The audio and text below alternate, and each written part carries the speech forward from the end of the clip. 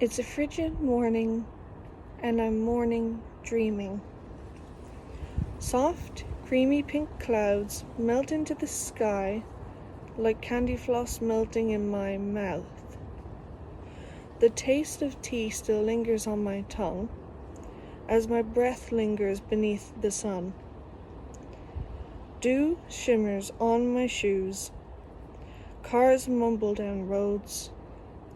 Crows call continuously as a face of glass stares back at me. The trees bear an accent of azure.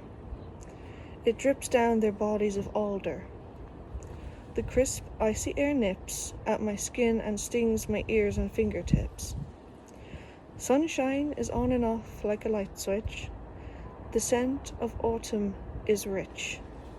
Inspiration strikes like lightning on a jaded Sunday.